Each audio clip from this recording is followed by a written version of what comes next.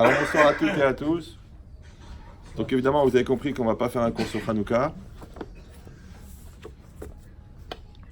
Pour se préparer un petit peu à Shavuot. Donc c'est marqué dans la Gemara dans Shabbat Daf Petet. Amar Rabbi Yoshua ben Levi, il a dit Rabbi Yoshua ben Levi Besha'a Sheyarad Moshe milifnei HaKadosh Baruch Hu Ba Satan ve'amar lefanav Ribono shel Olam Torah Echan-i. Donc vous connaissez l'histoire, vous avez vu le film. Donc Moshe Rabbeinu est monté au ciel, il a reçu la Torah. Quand il a reçu la Torah, il est redescendu. Et maintenant, Pitom, le Yetzer Hara, il demande où est-ce qu'elle est la Torah. Alors je rappelle que la Torah est une connaissance, d'accord? Donc même si vous, par exemple, si vous savez que 4 x 4 égale 16, vous le savez, d'accord? Et vous le dites à quelqu'un d'autre, l'autre il s'en va avec l'information, mais vous la gardez l'information. Donc c'est bizarre que maintenant que Moshe Rabbeinu, il a reçu la Torah, alors elle n'est plus en haut, du coup le Yetzer Hara, il demande où est-ce qu'elle est. Je ne comprends pas où elle est, mais c'est une connaissance, toi tu l'as, moi je l'ai, tout le monde l'a. On partage. Comme moi, si moi je donne un cours et toi tu le répètes à un copain. Je te dis, maintenant que tu l'as répété, moi je ne l'ai plus. Mais non, ça se transmet. Donc c'est quoi ce langage que le Yetzer Hara il demande? Où est-ce qu'elle est la Torah? Premièrement. Deuxièmement, en quoi c'est un problème pour le Yetzer Hara? Lui, c'est pas son problème a priori. Lui, c'est les boîtes de nuit, les ambiances. D'accord? Qu'est-ce qui est intéressé maintenant à savoir où est-ce qu'elle est la Torah? Bon. Alors Hachem, il lui répond, il lui dit, Amar lo netatia la haaretz. Il dit, Hachem, il a dit, je l'ai donné à la terre. Bon. Alachetzel Eretz, alors le Yetzer Hara, il a été chez la terre. Amarla, il lui a dit, Torah Echani, où est-ce qu'elle est la Torah? Amralo, donc la terre, elle a répondu au Satan. Elohim Evin Darka. Ouais, Hachem, il comprend son chemin, le chemin de la Torah. Bon. Donc, sous-entendu, je ne l'ai pas. Alachetzel Yam, il a été chez la mer. Elle a dit, la terre, la mer, elle a dit, En Imadi, elle n'est pas avec moi. Bon. Alachetzel Teom, il a été vers l'abîme. Pas Yabim. L'abîme, les profondeurs. Amarlo, En. Bi, elle n'est pas chez moi. Bon. Alors, il a été chez Avdun Vemavet. Avdun Vemavet, ça veut dire la perte et la mort. Amrou, ils ont dit, Beoznenu, ouais, Shamanu, Shama, avec nos oreilles, on l'a entendu, mais on ne l'a pas. Bon. Chazar, Ve'amar, Lifnei HaKadosh Baruch Hu, il est revenu le Yetzer Hara, le Satan, chez HaKadosh Baruch Hu. Ve'amar, il lui dit, Ribono shel Olam, Chipasti bechol haaretz, j'ai cherché sur toute la terre, Velo metzati, je n'ai pas trouvé. On dirait un vaudeville, d'accord? Amarlo, lech etzel ben Amram, va chez Ben Amram, c'est-à-dire va chez Moshe Rabbeinu. Bah, il aurait dû lui dire depuis le départ, va chez Moshe Rabbeinu. Bon, alach etzel Moshe, il va chez Moshe, il lui demande, Torah shenatan lecha kashbuchu echan-i, la Torah qu'Hachem t'a donnée, où est-ce qu'elle est? Il répond, Vechi ma ani shenatan li kashbuchu Torah. Il dit, qu'est-ce que je suis moi pour que Hachem me donne la Torah? Ah, il ment alors. Moshe, il ment. Il a reçu la Torah, oui? Oui, non? Bizarre. Amarlo toujours le Moshe. Hachem, il dit à Moshe, Moshe, badaï attaque. Moshe, t'es un menteur. Je ne sais pas si vous sentez l'ambiance là. C'est très bizarre. Amar les fanav. Alors Moshe, il a dit devant lui, Ribolo shelola, maître du monde. Chamouda gnuza yeshlecha. Ouais, il y a une chérie, ça veut dire quelque chose que tu aimes tellement, que tu as, et que toi tu profites avec tous les jours. Ani rzik tova leatzmi, et moi je vais croire, je vais prétendre qu'elle est chez moi. C'est pas possible. Comment le plaisir d'Akadosh Baruch Hu, moi je peux l'avoir, moi? Qui je suis, moi? Qu'est-ce que je suis pour le recevoir? Amarlo Akadosh Baruch Hu le Moshe. Alors Hachem, il a dit à Moshe, O'il ou mi'ateta atzmecha, puisque tu t'es rabaissé pour elle, pour la Torah, tikra al shimcha. Donc elle sera appelée en ton nom, chez Nehemar, parce que c'est marqué dans le pasuk. Zichru Torat Moshe Avdi, rappelez-vous de la Torah de Moshe, mon serviteur. D'accord? Donc on l'appelle pas la Torah de Dieu, on l'appelle la Torah de Moshe. Voilà, ça c'est la Gemara. Maintenant, encore une fois, elle est très très bizarre cette Gemara, et nous on sait qu'elle vient pour nous enseigner quelque chose. Donc qu'est-ce que ça veut dire que quand il lui a dit elle est sur la terre, la Torah elle est sur la terre. Alors en vérité c'est un pasuk qui est rapporté dans le Midrash, c'est marqué Vatishlach Emet Artsa.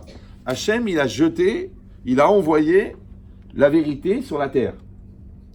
Nous, on a un principe dans la Torah qui s'appelle Lo Bashamaim I. La Torah n'est pas dans le ciel. C'est une Gemara, c'est plusieurs endroits dans le Talmud, où plusieurs fois, les Chachamim, les sages, les hommes, sont en conflit, entre guillemets, entre eux, et ils essayent d'amener des preuves du ciel, Et Rabbi Ushua, il vient et dit non, lo bashamaim i. C'est-à-dire qu'à partir du moment où Hachem, il a donné la Torah aux hommes, même lui-même, Hachem, ne peut pas contredire les hommes. C'est compliqué. D'accord? Parce qu'après Hachem, c'est la vérité. Donc si nous, on est en train de réfléchir, ce cas-là, il est permis ou assourd, voilà, et nous, on dit c'est permis. Il y a un autre qui dit que c'est assourd. Et il y a une voix céleste qui vient, qui dit, celui-là, il a raison, c'est assourd. On dit, on n'écoute pas la voix céleste. Mais si Dieu lui-même, il te dit, ouais, c'est comme si moi, je donne un cours. Après, quelqu'un, il vient et me dit, Rav, vous avez dit ça. Je dis, non, en vérité, j'ai pas dit ça, j'ai dit ça. Alors l'autre, il dit, écoute, je sais très bien ce que vous avez dit. Non, mais moi, je peux expliquer ce que j'ai dit, parce que c'est moi qui l'ai dit. Il dit, non, je vais t'expliquer ce que tu as pensé, toi. Il veut m'expliquer à moi ce que j'ai pensé. Mais c'est moi qui l'ai dit. C'est bizarre, non? Ben, c'est exactement pareil. Nous, est-ce qu'on peut aller contre Hachem? Mais d'un autre côté, il y a un principe dans la Torah qui s'appelle Acharei Rabim Leatot. On va d'après la majorité. Et cette logique-là, c'est que quand on a une discussion entre Chachamim, quand on a une discussion et on est bloqué, on a un doute, alors qu'est-ce qu'on fait? On va d'après la majorité. Maintenant, quand on va d'après la majorité, c'est une notion pour sortir d'un doute.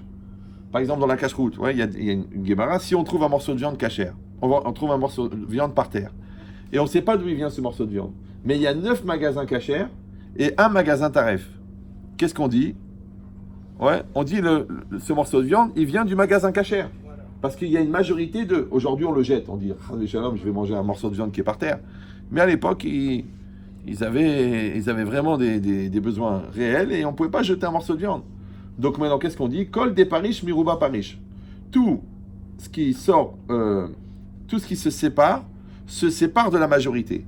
Donc comme j'ai 9 magasins cachères et un magasin taref, donc je dis que la viande, elle est cachère. Ça va? C'est comme quand on fait la shrita d'une bête, on dit la majorité des bêtes, elles sont cachères. Parce qu'on sait que la majorité des bêtes ne sont pas taref. On voit pas les bêtes qui meurent dans la rue, qui pourrissent sur place, les 3/4, elles sont en bonne santé. Donc on va d'après la majorité. Maintenant, qu'est-ce que ça veut dire? C'est-à-dire que quand on a un doute, on va d'après la majorité. Maintenant, la majorité, elle donne la réalité, parce que c'est vrai que la majorité des animaux sont en bonne santé. Vous me suivez ou non? Même quand quelqu'un il a un doute, si l'enfant il est devenu ou non, ouais, on dit la majorité des relations sexuelles, elles sont avec le mari. C'est la Gemara. Je sais pas si vous... Ouais. La majorité. Bon, on parle pas de la minorité, ouais, d'accord. Mais la majorité. Donc ça, c'est quoi? Ça, c'est un rov de Metsiout, c'est un rov de réalité. D'accord? Bon. Alors maintenant, quand on est dans un Beddin en train de discuter, on va aussi d'après la majorité. Mais dans la majorité, dans le Beddin, c'est quoi? C'est qu'il y en a qui pensent comme ça, il y en a qui pensent comme ça. Donc, disons, il y a 20 rabbins. D'accord? Il y en a 14 qui pensent que c'est permis, il y en a 6 qui pensent que c'est interdit. Qu'est-ce qu'on dit? On va aller d'après la majorité. Mais là, c'est pas une majorité par rapport à la possibilité. Pourquoi? Parce que quand tu as 9 magasins cachers et un pas cachère, ça s'appelle une probabilité.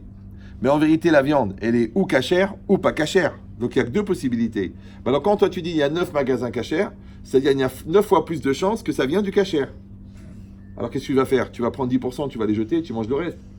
Parce qu'il y a 90% qui est cachère. Non. Les 9 chances qu'elle est cachère, ça fait que ça répond à la question de 1 sur 2, ou cachère ou pas cachère. Il y a plus de chances que ça soit cachère, donc c'est cachère. Le contraire du loto. Ouais. Loto, il y a une chance sur 16 millions. D'accord? Donc tu es sûr que tu vas perdre. Mais bon, tu essayes quand même. Parce que l'espoir fait vivre et puis il faut des pigeons aussi. D'accord? Mais l'idée, c'est ça. Oui. C'est le loto, c'est un peu comme le mariage. D'accord? Donc ça veut dire quoi? Ça veut dire que la personne, en vérité, pour sortir du doute, ouais, elle va aller d'après la majorité. Maintenant, si la Torah, elle a dit, si vous croisez un oiseau, moitié jaune, moitié bleu, eh ben, vous dites que c'est permis. Si le premier gars qui rentre, il est rasé de la moitié de la barbe, vous dites que c'est permis. Donc, on aurait décidé de trancher la loi selon un signe. Maintenant, quel signe on a choisi? Le signe de la majorité. Ça va toujours? Super. Non? Vous avez compris l'idée ou non? Pourquoi? Parce que c'est une grande question. C'est que quand la Torah, elle a dit qu'on va d'après la majorité, est-ce que c'est parce que c'est plus vrai? Parce que s'il y a une majorité de gens qui pensent comme ça, c'est que c'est plus vrai? Ou non, en vérité? C'est pas une question de vérité, c'est qu'on est bloqué maintenant. On a un doute, on est bloqué. Pour sortir du doute, on va d'après la majorité. Alors c'est un critère comme un autre. À tel point que le Chinour, le Mitrat Chinour, il explique dans cette mitzvah-là de Acharei Rabim Leatot qu'il faut suivre la majorité, que même si dans l'absolu, écoutez bien, la majorité elle s'est trompée, ouais, quand même, ça reste que la loi elle va d'après la majorité. Vous me suivez ou... Ouais. Voilà. Par exemple, on a trouvé des cas où des fois, la minorité, ouais, était plus intelligente que la majorité. Par exemple, la Gemara, elle dit que quand il y a une discussion avec Rabbi Meir ou Rabbi Shimon ou Rabbi Eliezer, c'est comme s'il y a 10 élèves de je sais pas moi, de licence de mathématiques, ils sont en discussion en mathématiques avec Albert Einstein. Tu dis même s'ils viennent 100, même s'ils viennent 1000, on s'en fiche du nombre, puisque lui, il est juste 200 fois plus intelligent qu'eux. Donc, est-ce que la loi de la majorité, elle marche quand les gens ne sont pas de la même intelligence? S'ils sont tous de la même intelligence, je dis je regarde la majorité. Mais si l'autre, il est 100 fois plus intelligent que celui-là, donc elle ne sert à rien la loi de la majorité. Oui ou non? Oui. Ou on dit non, même dans ce cas-là, on va d'après la majorité. Ça va toujours? Alors cette logique-là, en vérité, c'est la logique de savoir, est-ce que la relation qu'on entretient avec Hachem, c'est une relation intellectuelle, ouais, ou c'est une relation de croyance? Est-ce que toi, tu as la Emouna et tu fonctionnes avec Dieu, ou toi, intellectuellement, tu as besoin de comprendre comment ça fonctionne? Donc, est-ce que l'intelligence, elle va être analytique dans la Torah, ou est-ce que l'intelligence, elle va être intuitive? Parce que vous savez, on a expliqué déjà plusieurs fois, il y a la Neshama, il y a le Nefesh, le psychique, le moi, le je, et le corps. Le corps, c'est de la viande, plus ou moins bien organisé, selon le mazal pondéral de chacun. D'accord? La Neshama, elle est entièrement divine. Ok. Maintenant, dans le psychique, il y a l'intellect. Maintenant, quand vous prenez l'intellect comme un curseur, quand vous descendez vers le corps, c'est-à-dire vous descendez vers le chomer, c'est-à-dire vers le hmar, ouais, ou alors, le contraire, vous montez vers la neshama. Mais comment ça se passe? Il y a réflexion, après au-dessus, il y a analyse, d'accord? Après, il y a la philosophie, après, il y a méditation, après, il y a transcendance, intuition, et après, il y a prophétie, et après, il y a la neshama. Maintenant, quand vous avez une intuition, cette intuition, elle vient du cerveau ou elle vient de la neshama? Si vous allez dire, je ne vois pas très bien de quoi il parle, alors je vous explique. Les trois quarts des gens réfléchissent en réaction. Par exemple, là, je vous parle, vous réfléchissez à ce que je parle. Donc, ça s'appelle une réflexion par rapport à ce que vous avez entendu. Mais une pensée qui n'est pas en réaction à quelque chose, mais qui est originelle, elle vient d'où? Vous me suivez ou non? Si je vous dis comment on résout ce problème-là, vous réfléchissez, vous trouvez une solution. La solution, vous l'avez trouvée par rapport à la question qu'on vous avait posée. Mais si vous avez une idée originale qui vient, donc elle ne vient pas en réaction à une réalité, alors elle vient d'où? Elle vient de la neshama. La neshama, la forme d'intelligence de la neshama, c'est une intelligence qui est intellectuelle ou c'est une intelligence qui est intuitive? C'est ça le problème. Vous me suivez ou non? Maintenant, dans la relation qu'on a avec Dieu, est-ce qu'on doit avoir une relation d'intelligence intellectuelle, ce qu'on appelle la chorma, ou alors on doit avoir une intelligence intuitive qu'on appelle la Torah? C'est-à-dire que la Torah, elle est basée par exemple sur la crainte de Dieu, elle est basée sur la kedusha, la sainteté, elle est basée sur la pureté, elle est basée sur la vérité. Mais ça n'a rien à voir avec l'intelligence. Tu peux être pédophile et être professeur de mathématiques. Ça n'a rien à voir. Tu peux être tamé jusqu'au plafond et être très très intelligent. Vous me suivez ou non? Il n'y a pas de contradiction dans la sagesse. Mais dans la Torah, non, ça ne marche pas. On n'a pas le droit d'apprendre d'un Rav qui est rachat. Même si c'est un génie de la Torah, il connaît tout le Talmud par cœur entier. Mais s'il est rachat, tu ne peux pas apprendre de lui. Alors, c'est pas seulement que tu ne peux pas apprendre de lui parce que la Torah, elle dit tant pis pour lui, il est rachat. Non, c'est que sa Torah, elle est pourrie comme lui. Tu dis, c'est la Torah? Non, c'est une Torah pourrie. Bah oui, parce qu'il l'a utilisé pour son intérêt personnel. Du coup, il l'a pourri. Vous me suivez ou non? Donc, ça veut dire quoi? Ça veut dire que quand la personne, elle ne remplit pas les critères qui sont les critères de la crainte de Dieu, de la pureté, de la sainteté, sa Torah n'est pas de la Torah. Ah, tu dis, mais il a des raisonnements incroyables. Oui, c'est de la Chokhmah. Maintenant, on dit Chokhmah bagoïm ta'amin. La sagesse, chez les goïm, tu peux apprendre. Tu peux apprendre Platon, tu peux apprendre Aristote. C'est très intelligent. Même le Rambam, il dit si tu veux apprendre les comportements, tu regardes Aristote. Il n'y a pas de problème. Mais tu ne peux pas apprendre la Torah de Aristote. Pourquoi? Parce que la Torah n'est pas de la Chokhmah. Et la Chokhmah n'est pas de la Torah. Ça va? Voilà. C'est comme si on disait la Torah, elle est plus proche de la Neshama et la Chokhmah, elle est plus proche du corps. Donc la sagesse, elle est plus analytique, d'accord? Alors que la Torah, elle est plus intuitive. Mais dans cette logique-là, que dans l'étude de la Torah, par exemple, il faut beaucoup se fatiguer. Parce que c'est marqué chez Tiou Amelim Batorah. C'est que normalement, il faudrait étudier à peu près 14 heures par jour. Au moins. Ouais, c'est ce que j'ai dit. Ouais. Et pourtant, c'est marqué que la Torah, Nitna Bematana, elle est donnée en cadeau. Alors, je comprends pas. Si c'est un cadeau, j'ai pas besoin de m'esquinter pour l'avoir. Alors, en vérité, c'est la différence entre l'effort que tu dois fournir et le résultat que tu obtiens. Comme c'est marqué, Veit Kadashtem, Veitem Kedoshim. D'accord? Vous vous sanctifierez et vous serez saints. Mais la logique, elle est bizarre. Vous vous sanctifierez, vous serez saints. C'est comme si on disait, vous rentrerez dans la piscine et vous serez mouillés. Oh, que la cavote. D'accord? Vous peindrez la salle à manger et elle sera peinte. Ah, merci mon Dieu. Bah, évidemment. Non. Veit Kadashtem, Veitem Kedoshim. Vous vous sanctifierez, ça c'est l'effort de l'homme. Mais vous serez saints, c'est Dieu qui envoie la Kedusha. C'est ça Kedushim Tiyu. C'est-à-dire que l'homme ne produit pas la Kedusha. Et bien exactement pareil. La Chokhmah de la Torah, ouais, en fait, elle vient pas de l'homme, elle vient de Dieu. Mais l'homme, pour y avoir accès, il est obligé de faire la avoda de Hamal. Il doit se fatiguer. Ouais. Il doit réviser, il doit apprendre par cœur, il doit se casser la tête, il doit refaire le Tosfot et refaire le Ran et poser la question de Rabbi Akiva Eiger et essayer de comprendre qu'est-ce qu'il veut le Raphaïn et pourquoi le Rabbi il a dit ça dans la et pourquoi le Tzemar Tzedek il a dit ça. Il se casse la tête, Mais le résultat, c'est Dieu qui lui envoie. Et si vous allez dire c'est un peu frustrant quand même, après tout ce qu'on s'est cassé la tête, on pourrait au moins avoir la gahava de dire que ça vient de nous. Mais en vérité, c'est faux. Parce que toute la vie, c'est comme ça. Regarde un enfant. En moyenne, ils ont calculé, tu lui parles une minute et demie par jour. Comment ça se fait qu'il est éduqué?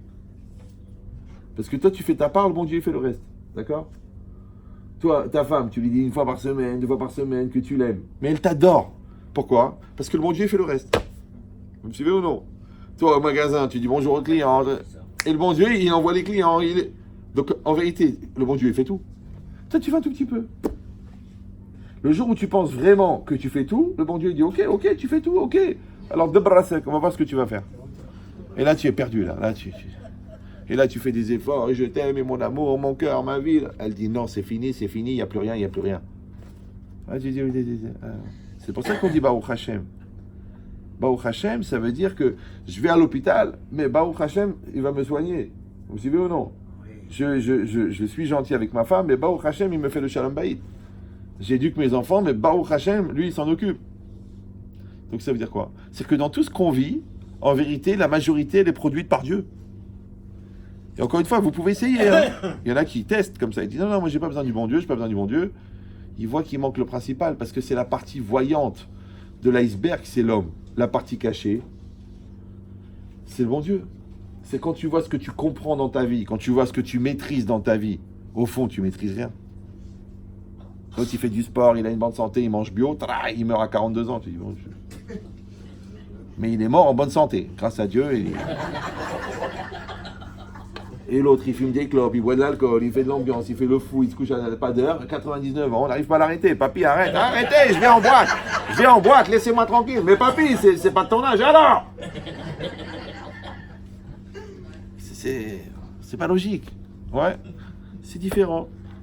J'entends là des gens, des vétérans de la guerre, ils ont 98 ans, 99 ans.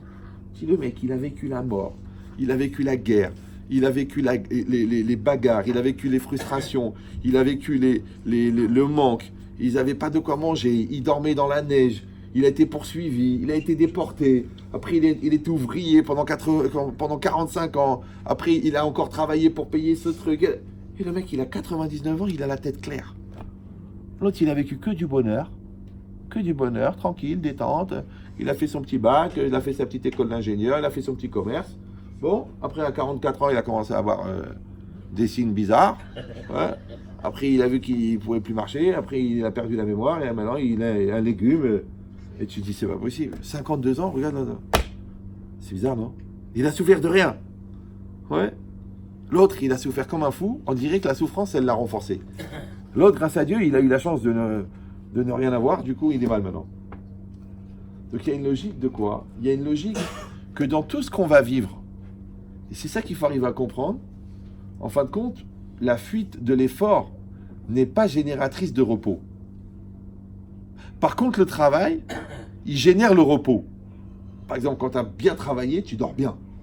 Quand tu avais ce que tu avais à faire, tu as la conscience tranquille.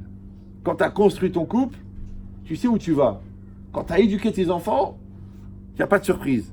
Ouais, mais si tu trouves un système pour éviter, parce que tu dis... grâce à Dieu, ils sont dans une bonne école.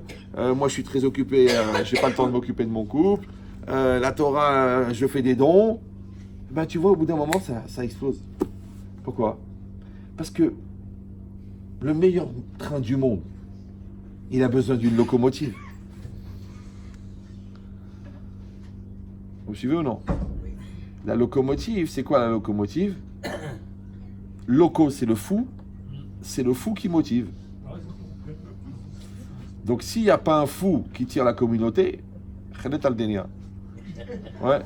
S'il n'y a pas un fou qui s'occupe de sa famille,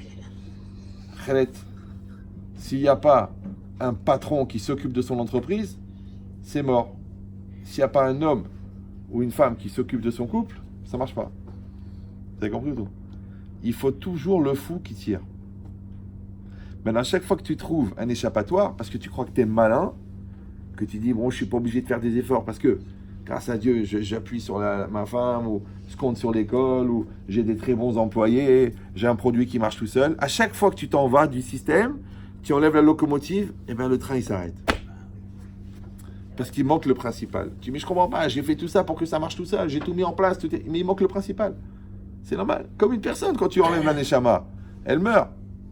Tu as beau lui dire, je comprends pas, elle a des poumons, elle a un cœur, elle a des pieds, elle a une jambe, des jambes. Allez, lève-toi, il se lève pas. Il faut voir les morts, comment ils sont rigides. C'est vrai. Tu lui dis, de toute façon, c'est mort.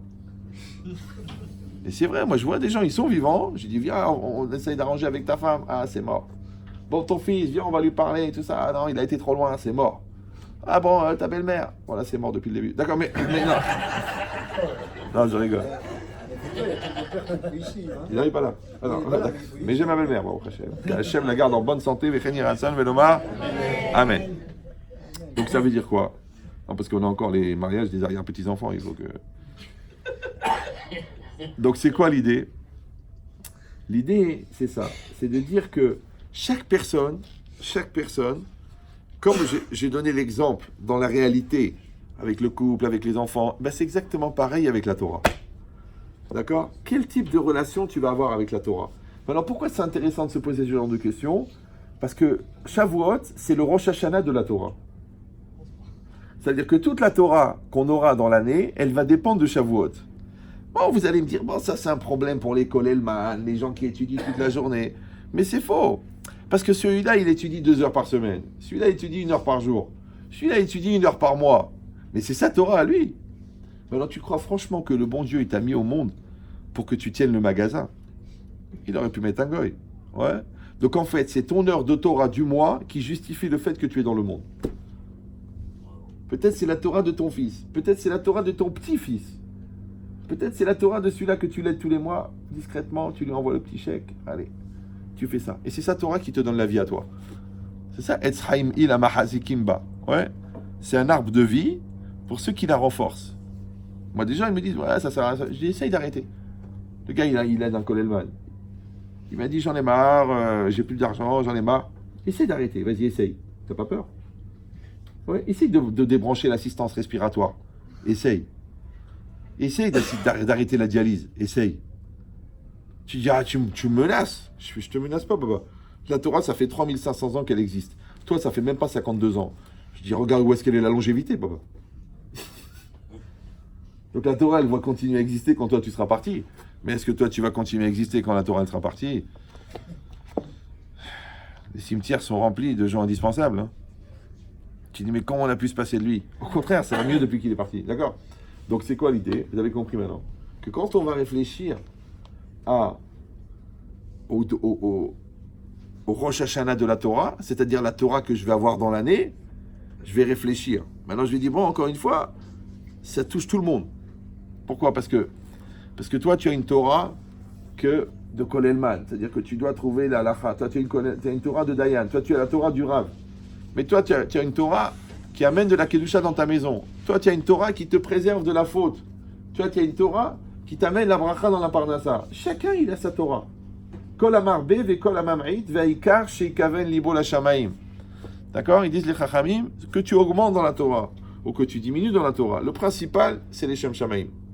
D'accord? Donc ça veut dire que celui-là, peut-être, qui fait 1 heure de Torah après la prière, mais qui le fait be'avat à Torah, il aura plus de mérite que quelqu'un qui va rester toute la journée à la Gemara parce qu'il dit de toute façon je ne sais rien faire d'autre et grâce à Dieu je suis payé. Donc il n'étudie pas la Torah pour la Torah, il étudie la Torah pour un salaire. Il aurait pu être fonctionnaire, il aurait pu être gardien de nuit, il est Kolelman. Non, si déjà tu étudies, alors étudie les Shem Shamaim. Ah, tu dis le salaire, c'est une bourse, c'est rien, c'est pour manger. T'as vu combien ils sont payés les gars, non? Une fois il y a un gars comme ça, il a pris au cotel, il a dit Hachem, je t'en prie, si tu me fais gagner au loto 22 millions d'euros, il a dit je prends sur moi d'étudier la Torah. Hachem il a dit mais j'ai des gens qui le font pour 2000 shekels, pourquoi je vais te donner 22 millions d'euros?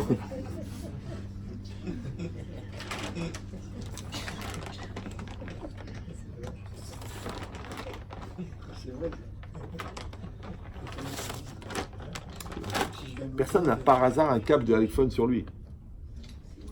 Ah. La Géoula est arrivée. Parce qu'il me manque un câble. Je suis très branché, mais là, il me manque un câble. Non, il manque un. Ah, que la cavale. J'ai pas besoin de la prise, juste le câble. Merci beaucoup. Qu'Hachem, il vous laisse toujours branché, si Dieu veut.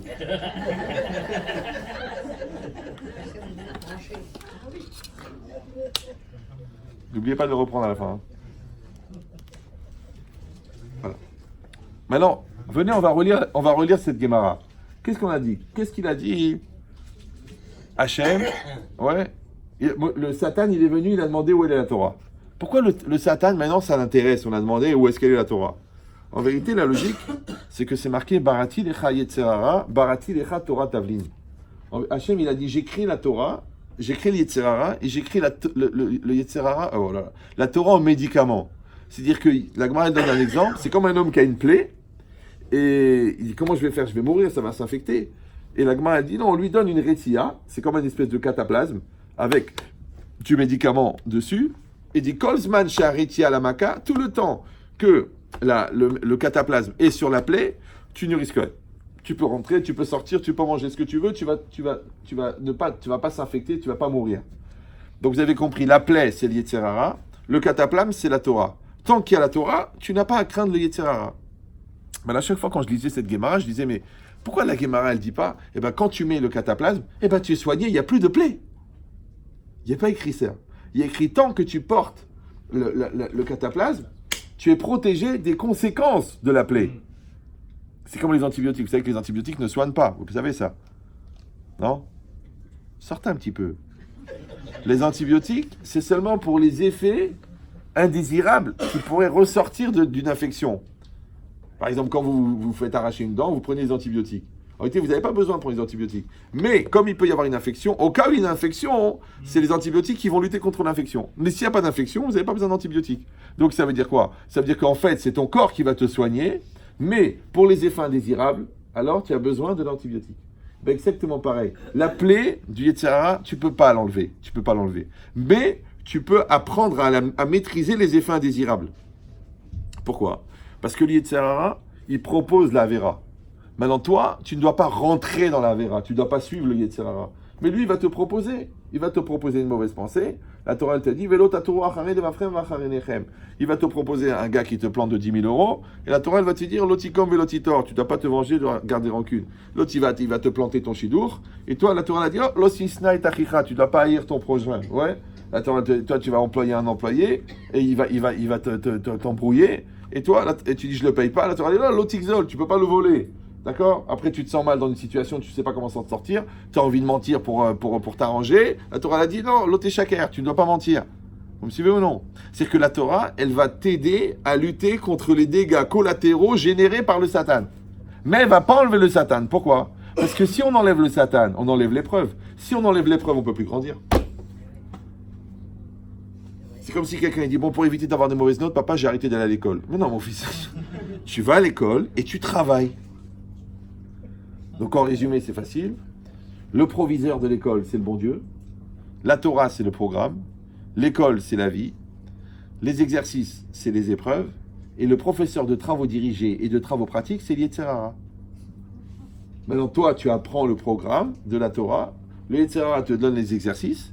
Maintenant, en appliquant le programme dans les exercices, tu augmentes ta crainte de Dieu et tu augmentes ta maturité. Donc, tu grandis. Maintenant, il y en a qui vont dire, non, moi, je ne veux pas apprendre le programme. Donc, c'est les ignorants. Ouais. C'est comme si quelqu'un, il est pris dans un labyrinthe et tu lui dis, voilà, tu rentres dans ce labyrinthe, tu dois ressortir de l'autre côté, tu prends 1 million d'euros. 1 million d'euros? Allez, où est le labyrinthe? Il dit, attention, il y a une condition. C'est que tu vas rentrer avec un costard tout blanc, une chemise blanche, une barbe blanche, des cheveux blancs et une kippa blanche. Et tous les murs, ils sont couverts de goudron noir. Il faut que tu sortes du labyrinthe sans une tache. J'ai dit, ok, mais il n'y a pas de lumière dans le labyrinthe. Mais juste à l'entrée du labyrinthe, il y a un petit vieux, comme ça. Un petit vieux, comme ça, genre, avec un petit sourire. Un Tunisien.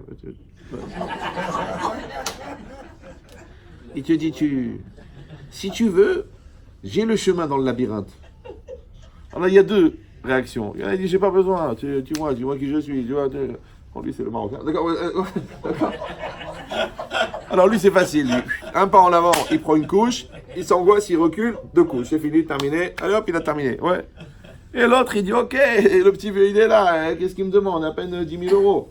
Je lui donne, et il a le petit papier. 2 pas à gauche, 3 pas à droite, 2 pas en avant, 2 pas en arrière. Il a le chemin pour sortir du labyrinthe. Et ben, au Hachem, il sort nickel. Ben, c'est exactement pareil. On va passer un labyrinthe très très dur qui s'appelle la vie, qui s'appelle les nerfs, qui s'appelle le stress, qui s'appelle l'autre, qui s'appelle la peur, qui s'appelle la maladie, qui s'appelle la souffrance, qui s'appelle la mort. Mais le bon Dieu, il t'a dit, voilà, j'ai le mode d'emploi. J'ai le chemin. Tu veux le chemin? Ou non? Alors il y a des frimeurs, il dit, non, j'ai pas besoin, je me débrouille tout seul. Dis-moi, j'ai eu mon BEP à l'orte du premier coup. Ah, Blainara, oh, je suis impressionné, j'arrive même plus à réfléchir. D'accord, ouais. Ou non? Tu vas dire, ok, j'ai la modestie de dire, malgré que je suis agrégé de philosophie, quand même, je peux prendre le chemin de la Torah. Qu'est-ce que, au pire, je suis trop intelligent, au pire. D'accord? Mais il y a des gens, ils vont prendre le mode d'emploi, mais ils ne l'appliquent pas. C'est trop dur, j'arrive pas, ça me saoule, ou c'est marqué, qui a dit, c'est difficile, je suis pas bien en ce moment, ouais, j'ai raté mon permis, Dieu n'existe pas. D'accord? Et après, il y a le troisième qui prend le mode d'emploi, et qui l'applique. Et ça va bien. La preuve, c'est que même celui qui n'a jamais appliqué, quand il a besoin d'un conseil ou d'une bénédiction, il va chez celui qui applique le mode d'emploi. Alors à quoi ça sert de dire pendant toute ta vie, c'est du bidon, l'opium du peuple, la religion des brels, hein? Alors pourquoi maintenant que tu as un enfant malade, tu vas demander une bracha chez lui? Va chez Fred Astaire ou là. Ou sur Brad Pitt. Faut que je fasse une mise à jour. Ouais. D'accord? Donc ça veut dire quoi?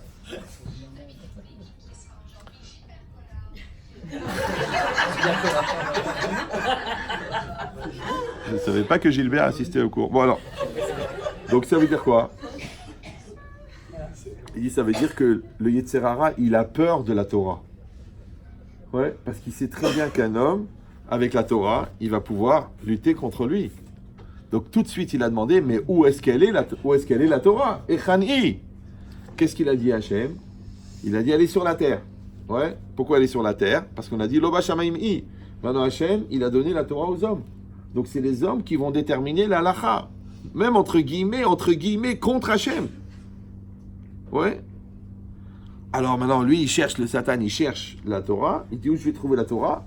Comme Hachem il lui a dit la terre, alors il va à la terre. Il demande à la terre. Il demande à la terre où est-ce qu'elle est la Torah. D'accord, mais qu'est-ce que c'est la terre? La terre, ben, c'est la planète Terre, mais la terre, c'est aussi la matière terre. D'accord? En majorité du carbone. Et vous pouvez la ramener poussière. Maintenant, pourquoi est-ce que chez la terre? Parce que la terre, c'est Adama. Et Adama, c'est le niveau le plus bas. Et lui, il sait, le Satan, que la Torah, elle va toujours là où il y a la Hanava, là où il y a la petitesse. C'est pour ça qu'elle a été chez Moshe Rabbeinu, Hanav Mikol Adam, le plus humble de tous les hommes, et qu'elle a été sur le Har Sinaï, la plus petite des montagnes. D'accord? Donc il a été chercher la terre. La terre, elle a dit, je ne l'ai pas. Il a dit, bon, alors si la Torah n'est pas chez la terre, alors peut-être elle est dans la mer. Mais dans la mer, c'est l'eau. D'accord? Maintenant, l'eau est moins matérielle que la terre. Parce que la terre, elle ne peut pas s'évaporer. Mais l'eau, elle s'évapore. D'accord? Donc quand l'eau, elle s'évapore, il n'y a plus rien. Donc il y a encore moins de matérialité, entre guillemets, dans l'eau que dans la terre. Et comme la Torah, elle est immatérielle, il a dit que la Torah, elle va être contenue dans quelque chose d'immatériel. C'est normal. Si vous voulez transporter du plutonium, par exemple, vous ne pouvez pas le mettre dans un sac en plastique. Parce que le sac, il va fondre, les mains du gars, ils vont fondre, le parterre, il va fondre, tout va disparaître. Ouais. Donc il faut du plomb, et il faut de l'acier, il faut du béton pour le déplacer, pour le maintenir. Ça veut dire quoi? C'est-à-dire que le contenant, il doit être à la hauteur du contenu. Donc tu ne peux pas mettre de l'acide chlorhydrique dans une bouteille en plastique. Il faut quelque chose qui le contient. Maintenant, puisque la Torah, elle est immatérielle, donc il faut que le contenant, il soit capable de la contenir. Ça va? Donc il a vu que dans l'eau, elle n'y était pas. Il a été où? C'est un truc bizarre. Il a été Tehom. Le Tehom, c'est l'abîme. L'abîme, c'est quoi? C'est le vide. Quand vous êtes dans l'atmosphère, d'accord? Et après, vous passez dans l'espace. Quand vous êtes dans l'espace, il n'y a plus de matière, a priori. Mais il y a quand même des atomes. Ouais. Et il a dit peut-être là-bas. C'est-à-dire que, encore une fois, l'eau, elle est moins matérielle que la terre. L'abîme, il est moins matériel que l'eau. Là-bas aussi, il n'a pas trouvé. Où il a été? Avdoun Vemita. Alors ça, c'est très bizarre. Ouais. Avdoun Vemavet. Il a été dans la perte et dans la mort. Alors c'est très compliqué. Parce que vous savez que la matière, elle est faite d'éléments. Les éléments, on va dire, pour nous, le plus petit, c'est les atomes. Mais en vérité, même entre les atomes, il y a du vide. Donc, et c'est quoi la mort? La mort, c'est la séparation du vivant. Alors très grossièrement, si vous avez une branche, elle fait partie d'un arbre. Quand vous la séparez de l'arbre, elle meurt. La branche. La branche. Ouais. C'est pas grave. C'est pareil que c'est les grossesses multiples qui font ça. D'accord. D'accord? Ah, vous avez raison. Non, je sais, je vous connaissais une vieille branche, mais on ne parle pas de lui. D'accord? Donc maintenant, qu'est-ce qui se passe? Quand on détache, d'ailleurs dans Shabbat, si je détache une branche ou je détache un brin d'herbe de la terre, j'ai transgressé Kotser. Pourquoi? Parce que j'ai moissonné, parce que je l'ai détaché de sa source de vie. Donc je l'ai tué. Donc, alors le Ramban, il dit dans un autre langage, il dit Bechol Piroud Yeshmita. Chaque fois qu'il y a séparation, il y a mort. Vous me suivez ou non? Quand un homme et une femme se séparent, le couple, il meurt. Quand une famille, elle éclate, la famille, elle meurt. Quand deux associés, ils se séparent, l'association meurt. Même quand toi, ta neshama te quitte, la personne, elle meurt. Alors regardez comment il exprime ça. Il dit Pirouche, c'est quoi l'explication? Avdoun Vemavet, la perte et la mort, ou Silouk Anivra Amurkav. C'est la séparation de l'objet ou de la personne créée à Murkav, qui est constitué de plusieurs éléments. Par exemple, l'âme et le corps. Vechoser les pshitut shelo, et revient à sa simplicité originelle. Ça veut dire que quand il y a une matière, au départ, il y a une matière de base, c'est quoi? Ce sont les atomes. Quand tu les relis ensemble, il fait un seul objet. Maintenant, qu'est-ce qui les relie? C'est la vie. D'accord? Donc, quand vous séparez un morceau de vivant d'un être vivant, cet objet, cette partie-là, elle meurt. Maintenant, quand tu as séparé les éléments, qu'est-ce qui reste des éléments? Alors, pour donner une petite image, parce que c'est un petit peu abstrait, imaginez, vous avez l'habitude aujourd'hui avec les films de science-fiction, par exemple, vous avez cet objet-là. Vous le voyez ou non? Si vous ne le voyez pas, achetez un chien. D'accord. Donc vous le voyez, bon, c'est un doigt pour lire la paracha. Donc si vous le prenez en volume, on va dire qu'il fait à peu près 13 cm3. D'accord? Maintenant, moi j'ai un appareil, une espèce de pistolet avec un petit écran, qui va scanner l'objet et qui va me donner le volume. 13 cm3. Donc, dans l'espace, cet objet, il occupe 13 cm3.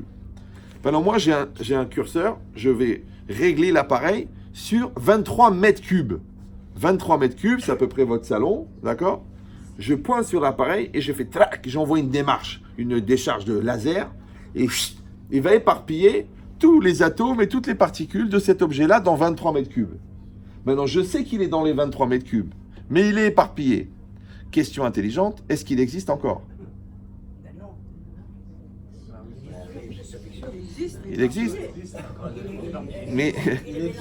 Mais cet objet-là, il est là parce qu'il est relié, ils sont reliés ensemble.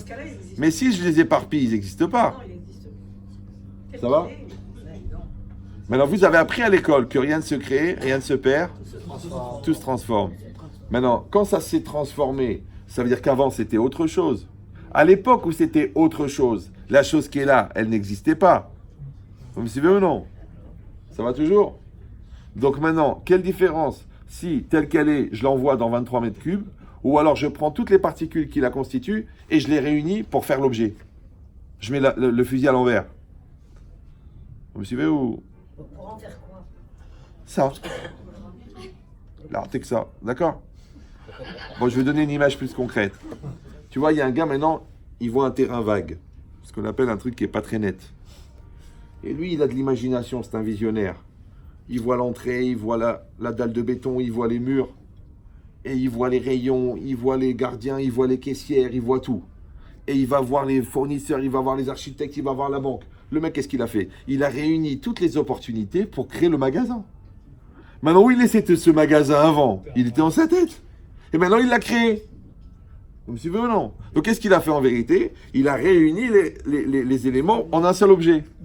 Après, il dépôt de bilan, 10 ans après, il a gagné, grâce à Dieu, il a bien pris, il a pris 13 milliards. D'accord? Il ferme le magasin, ça devient une friche, khalabas, ça pousse à l'intérieur. Les gars, ils récupèrent le métal, on prend les caisses, il n'y a plus rien là-bas, et ça disparaît, et la forêt, elle pousse. Où est-ce qu'il est le magasin maintenant? Il est reparti. Khazar le Etano Arishon, il est revenu à son état originel. Vous me suivez ou non? Maintenant, toute la vie, c'est comme ça. Toute la vie, c'est comme ça. Toi, tu es avec une femme. Au début, tu es séparé, elle est séparée. Après, vous êtes ensemble. Mais quand tu étais à la maternelle, tu la connaissais même pas. Maintenant, vous avez formé un couple. D'accord? Après, vous êtes ensemble, vous vous aimez bien et tout ça. Et un bébé est né. Tu dis, d'où il sort celui-là?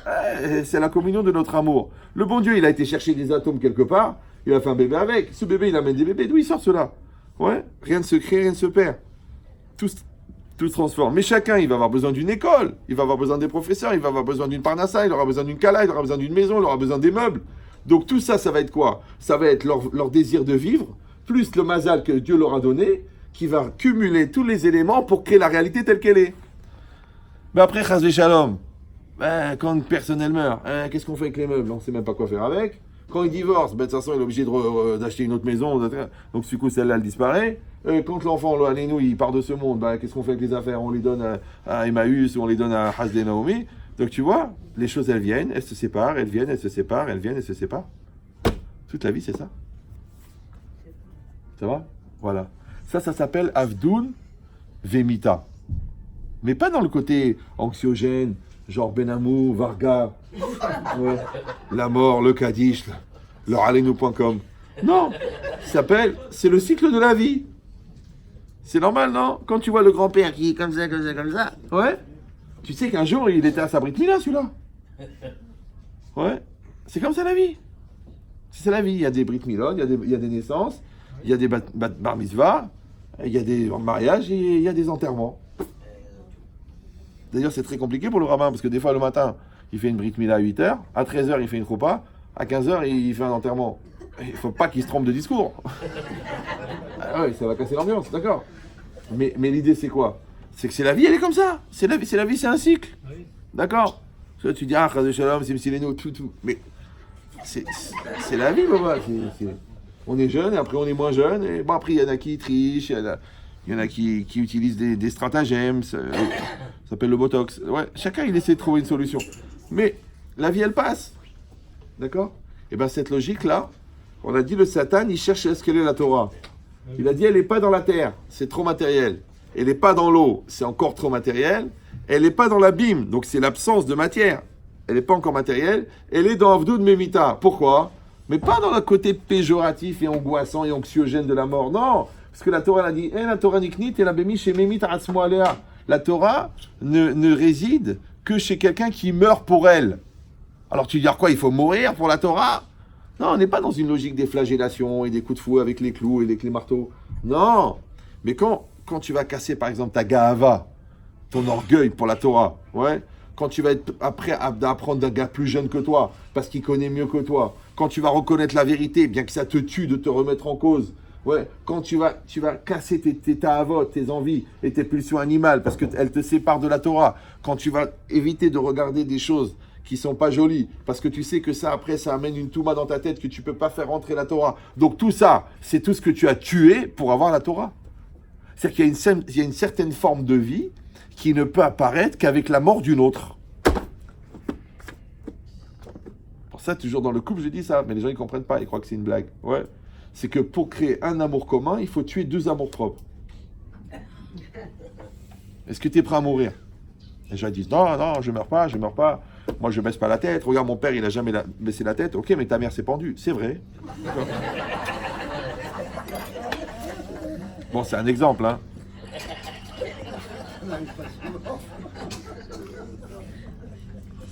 Mais l'idée, c'est quoi? C'est qu'il ne faut pas avoir peur de se casser. C'est pour ça que c'est marqué dans le Passouk, on le dit d'ailleurs à la prière. Karov Hachem les nishber élève. Hachem est proche de ceux qui ont le cœur brisé. Donc ça veut dire que Dieu s'adresse aux dépressifs, aux suicidaires, aux losers, aux nuls. Non, Shalom, c'est pas ça. Parce que lève, c'est quoi le lève? Le cœur. Et l'évave, les cœurs. Bechol levavecha, tu aimeras l'Éternel de tous tes cœurs. Maintenant, souvent, donc lève, c'est au singulier, c'est le cœur, et l'évave, c'est les cœurs. D'accord? Maintenant, souvent, quand lève, il est au singulier, ça parle du Yetzerara. Parce que l'évave, c'est Yetzera, Yetzeratov, c'est les deux parties du cœur. Maintenant, quand on dit Karov Hachem, les Nishber élève, c'est-à-dire qu'Hachem est proche de ceux qui ont cassé leur Yetzerara. Donc le Yetzerara, il a été créé pour être cassé. L'orgueil, elle a été créé pour être cassé. La bêtise, elle a été créée pour être cassée. La peur, le manque de courage, la lourdeur, la blata, tout ce qui est négatif en toi a été créé pour être cassé. Alors casse-le. Les gens ils disent non, moi tu sais, j'aime pas toucher, le bon Dieu il m'a donné cette lourdeur, je la conserve, je l'entretiens. Mais elle a été faite pour te casser. Ouais, mais tu sais, moi je suis ignorant, mon père était ignorant, mon grand-père était ignorant. Toi, tu dois devenir un érudit. Ah non, chez nous, on a l'habitude d'être des ignorants de père en fils. Non, c'est vrai, il y a des gens, tu dis, écoute, tu peux devenir un peu religieux. Et tu dis, non, on n'a pas de tradition, on mange les oursins depuis Oran, on a pris l'habitude. Mais... Non, j'ai rien contre Oran, mais... autant pour eux, on dit d'ailleurs au rang autant, hein, d'accord, mais l'idée c'est quoi? C'est que des fois les gens ils sont nuls par tradition. Je dis mais vous voulez pas devenir religieux parce que votre père est très traditionnaliste, mais votre père il était cordonnier, comment vous avez fait pour devenir médecin? Vous avez trahi. Donc ça ne te dérange pas d'évoluer dans le matériel, mais ça te dérange d'évoluer dans le spirituel. Et quelle différence? T'as peur de devenir intelligent? Ben, c'est exactement pareil. D'accord? Que la personne, ici, ce qui est marqué, qu'elle va lutter, ouais, pour grandir. Elle va dépasser des limites. Il dit la Torah, elle veut que tu dépasses ces limites. Maintenant, ces limites-là, pour les dépasser, il faut les tuer. Moi, je donne toujours cet exemple-là. C'est un gars, il va absolument se faire construire un meuble en merisier. D'accord? Il va chez un marchand de bois, il achète un beau tronc de merisier. D'accord? Un truc de 600 kilos, énorme comme ça. Il dit, vous allez me faire un beau meuble en merisier. Il a payé 4000 € le tronc. D'accord? Bon, le tronc, il est brut, il y a le bois, il y a l'écorce et tout ça. Lui, il a payé au poids. D'accord? Donc, il a payé 6 000 euros parce qu'il y a 300 kilos, j'en sais rien, 200 kilos. Après, il l'amène chez le menuisier. Le menuisier, il lui dit, il n'y a pas de problème. Et il commence, il dit, bon, il regarde travailler. Qu'est-ce qu'il fait? Il commence, il enlève l'écorce. Et il la jette. Mais il y a au moins 20 kilos d'écorce ou 30 kilos. Il dit, mais qu'est-ce qu'on fait avec ça? Il dit, ça, je le jette, ça. Ah bon? Mais lui, il l'a payé, lui. Bah, c'est comme quand vous achetez la viande, vous payez les os, vous savez, non? Vous payez les os. Tu dis, mais les os, je les mange pas, pourquoi je les paye? Bah, trouve-moi une vache sans os et je te... D'accord? Ce qu'on appelle un steak haché. D'accord? Donc maintenant, après, qu'est-ce qu'il fait? Il coupe le tronc en carré. Mais tous les côtés, il les jette. Tu dis quoi? Haram. Après, il coupe les planches. Et voit les copeaux, lui, il voit 6 euros, 13 euros, 14 euros. Après, il taille la planche. Il fait des trous. Il voit tous ces copeaux. Le mec, il dit, attends, il y avait 80 kilos. Il reste même pas 23 kilos. Tout le reste, c'est jeté. Il dit, tout serait jeté. Il dit, mais pourquoi tu jettes tout ça? Il dit, écoute-moi bien. Il dit, mais ça a été fait pour être jeté. Exactement pareil. Les mauvaises midotes, elles ont été créées pour être jetées. Parce que malheureusement, pour accéder aux bonnes midotes, il faut se débarrasser des mauvaises. C'est comme si toi, tu réfléchis à tous les cahiers que tu as usés pour arriver au bac. Tu te rends compte, tous ces cahiers, khalam, et tous ces stylos, et toutes ces règles, et tous ces compas. Mais c'est fait pour. Parce que je vois des gens, ils ont gardé leur cahier de CM2. Alors ils sont fiers. Ils disent, regarde ce cahier. Une œuvre d'art. Tu dis, mais t'es passé en 6e quand même. Oui. Bon, alors qu'est-ce que tu vas faire avec? Quand même, ça fait plaisir de savoir qu'on a fait des choses bien dans sa vie. Mais c'est une étape, c'est rien, ça sert à rien. Tu passes à autre chose. Ouais. Il dit, la logique, c'est ça. C'est qu'il y a des choses qui ont été créées pour être détruites. Donc on t'a donné une tendance de radin, on t'a dit, fais du chesed pour casser cette tendance. Ouais, on t'a donné une tendance d'orgueilleux, on t'a dit, casse ton orgueil pour atteindre la vraie anava. On t'a donné une tendance de paresseux, on t'a dit, vas-y, force-toi pour atteindre le courage. On t'a donné une tendance de peureux, on t'a dit, vas-y, lutte pour devenir courageux.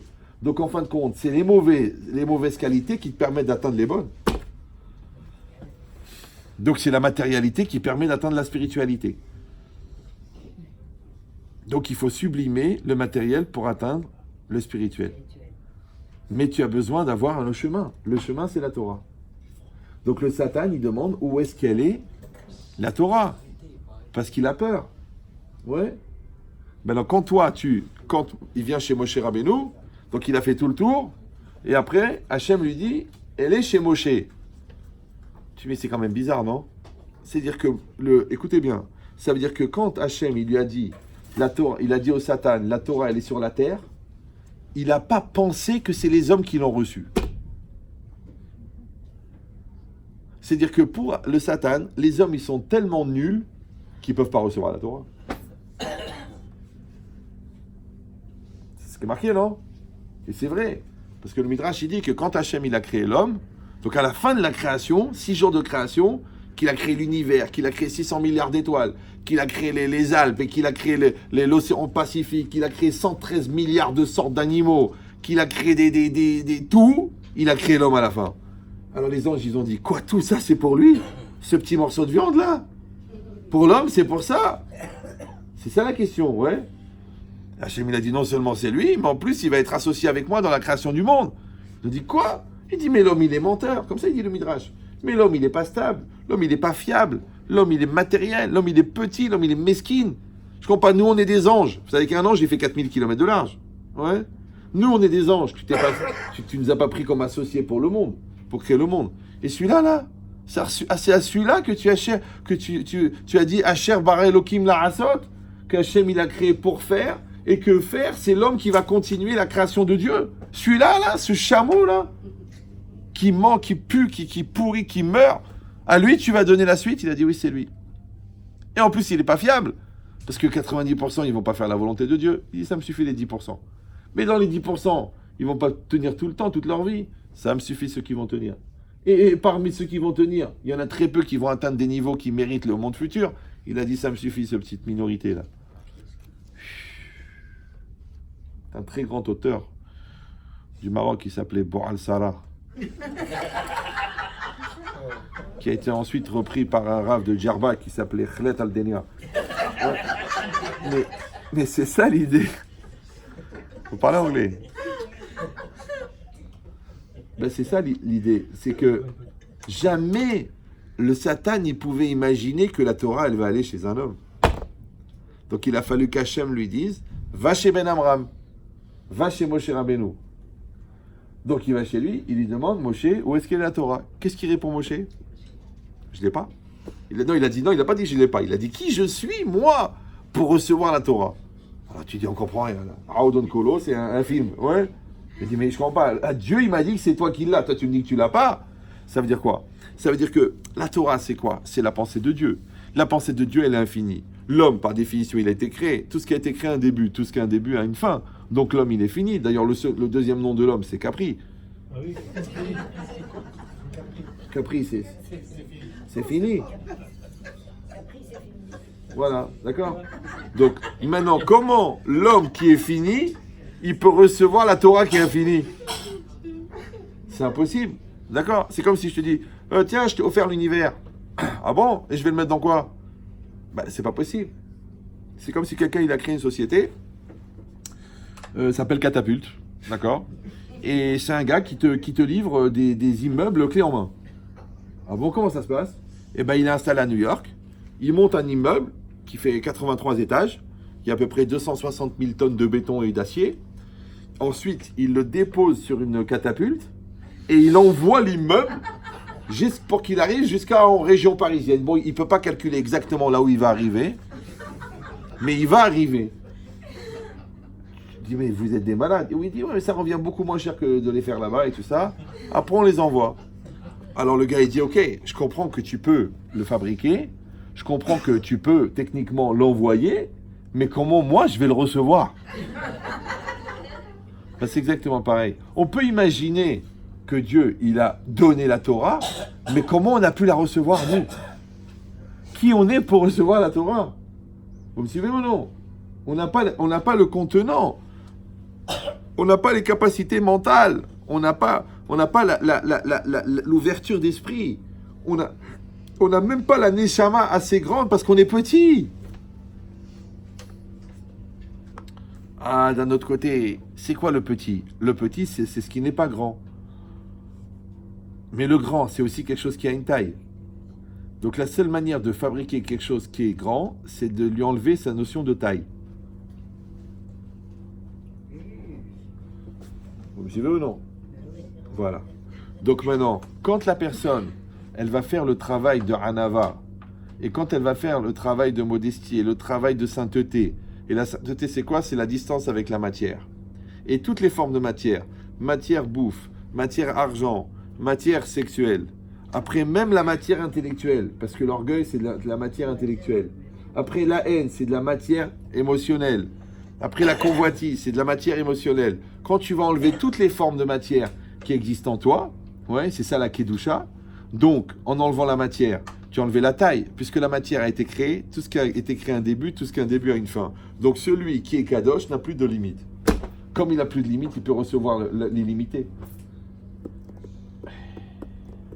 Donc, tout le travail que la Torah elle te demande de te sanctifier, Asher Kideshanu, Bemitzvota Vetzivanu, que tu vas sanctifier ta pensée, que tu vas sanctifier ton corps, que tu vas sanctifier ton estomac, que tu vas sanctifier tes yeux, que tu vas sanctifier tes mains, que tu vas sanctifier tes pieds. Parce que quand tu marches pour la synagogue, tu sanctifies tes pieds. Quand tu pétris les chalotes, tu sanctifies tes mains.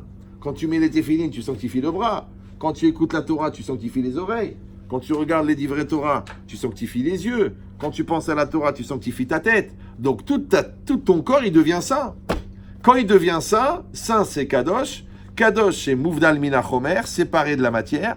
Donc tu es immatériel. Quand tu es immatériel, tu peux recevoir l'illimité en toi. Donc toute la avoda, en fin de compte, de la mitzvah, c'est pour pouvoir recevoir la Torah. C'est pour ça que ner mitzvah ve Torah or. La mitzvah, c'est comme le ner, c'est quelque chose de limité, parce que tu mets les tefilines de telle heure à telle heure. Mais la Torah, or, c'est la lumière. Maintenant, la lumière de la Torah, elle va te permettre d'éclairer l'application de la mitzvah. Et l'application de la mitzvah, elle te donne la sainteté pour pouvoir recevoir la Torah, la lumière de la Torah.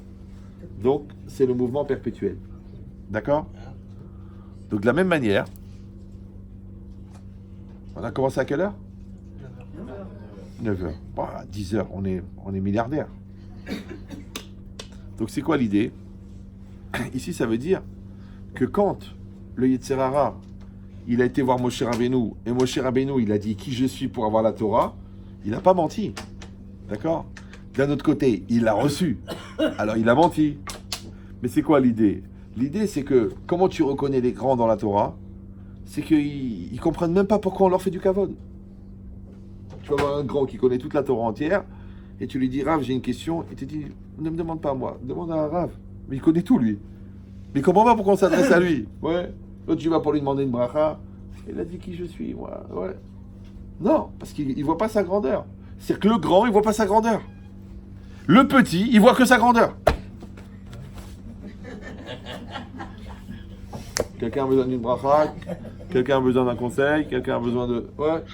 Non, ça va, on va se passer de toi. Vous êtes sûr? Je sais que je suis indispensable. J'ai tout compris, je connais tout. Celui-là ne va pas chez lui. Hein. C'est dangereux, il est nocif, il est néfaste. Ouais. Justement le contraire. L'idée, c'est ça. Les gens qui fuient le kavod les poursuit. Les gens qui cherchent le kavod les fuit. Alors c'est quoi le kavod? C'est pas seulement les honneurs et le kavod, kvodo à Rav, et kvodo à Menaël, et kvodo à Nassi. Non, c'est pas ça. Le kavod, c'est le droit d'exister. D'accord? Ça veut dire que l'espace de réalisation fuit les gens qui font semblant.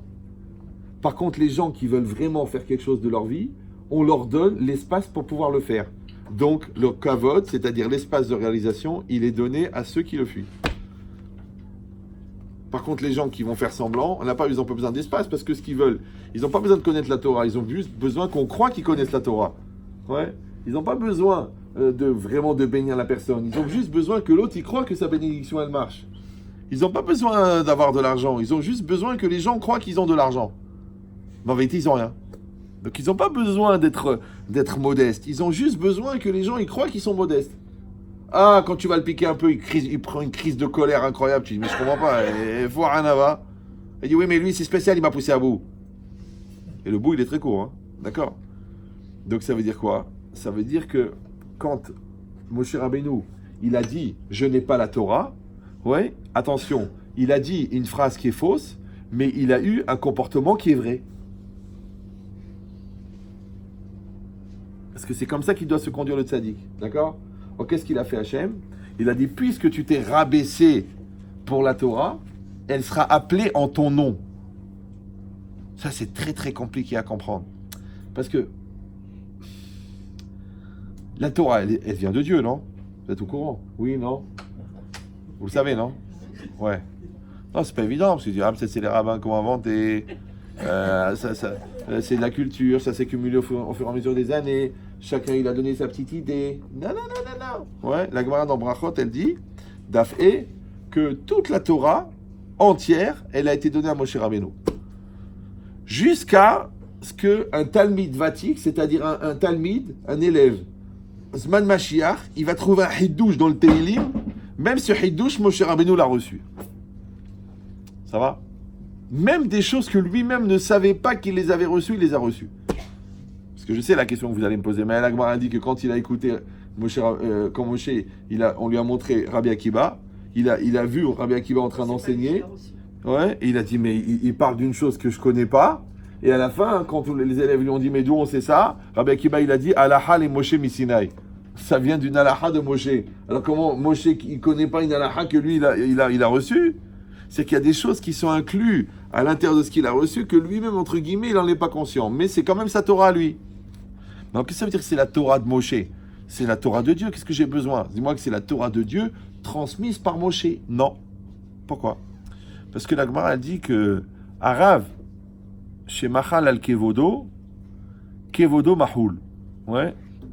Si quelqu'un, il fait pas le Kevodo Rav, ou le Rav, il dit, bon, restez assis, c'est pas la peine de vous lever. Parce que la Gemara, elle dit que, dans ma cote, elle dit, les ignorants, ils se lèvent devant le Sefer Torah, ils se lèvent pas devant le Rav. Mais le Sefer Torah, il est mort.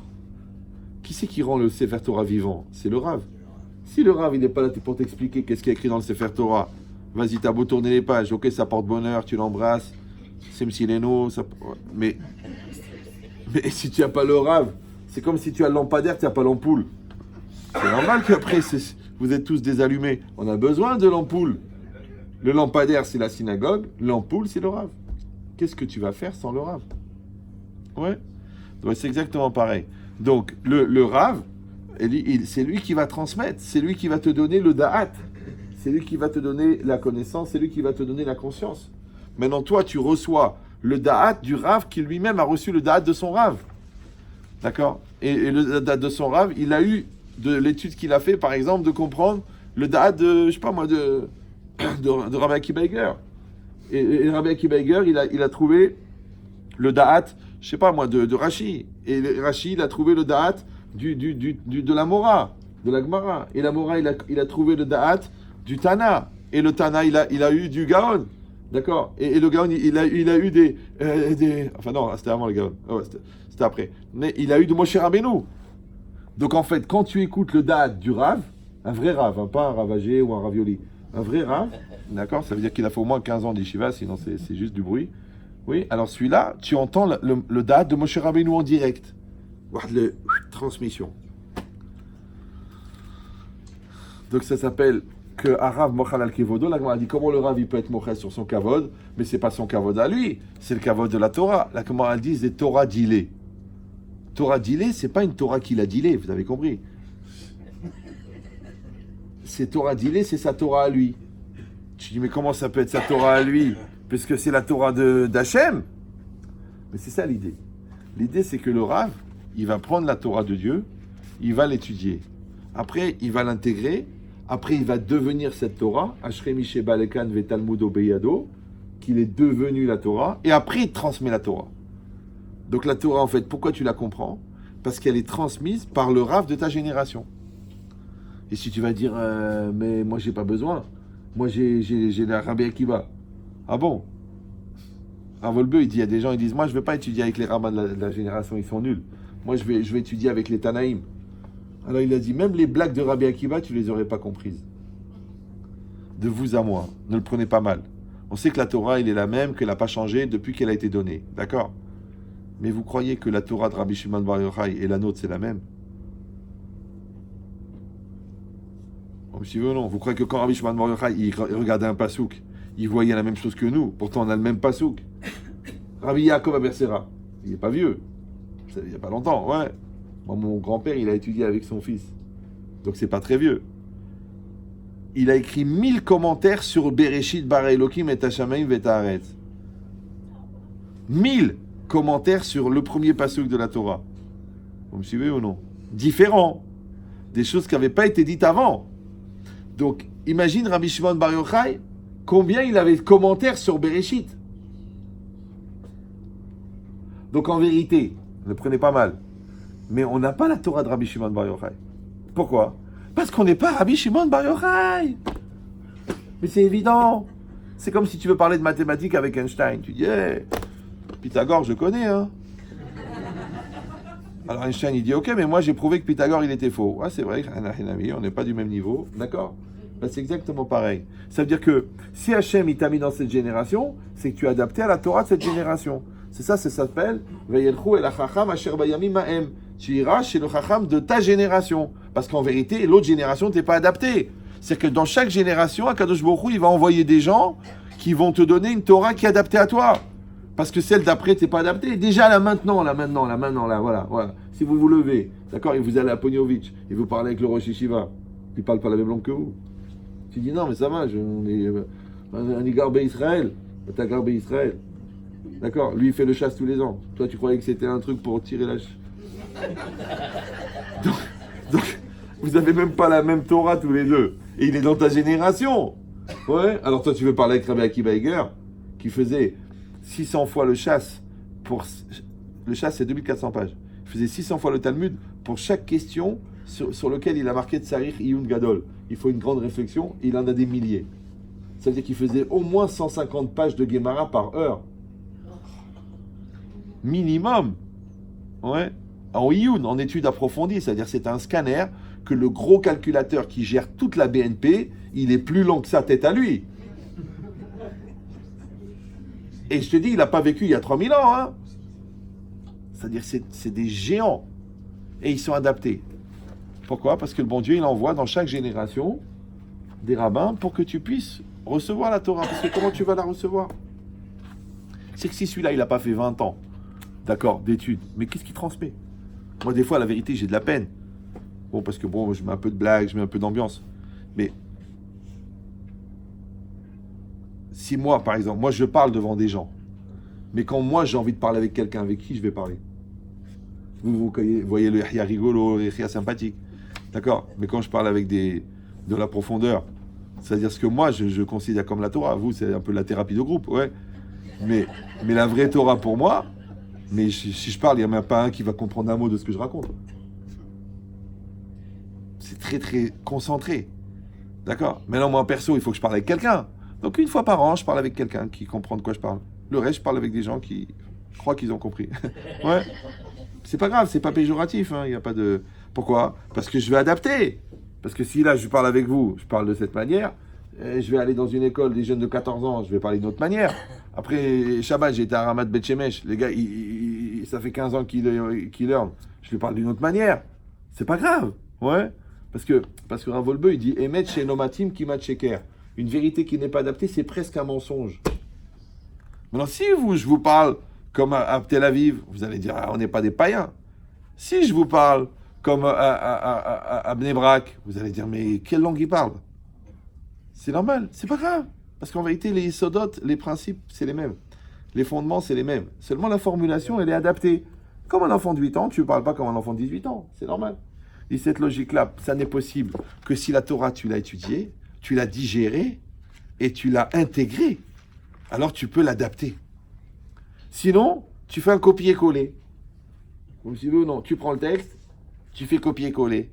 Alors tu dis, mais c'est pas adapté. Ah, écoute, c'est ça ce que j'ai dans mon ordinateur. Je te fais un copier-coller de ce que j'ai.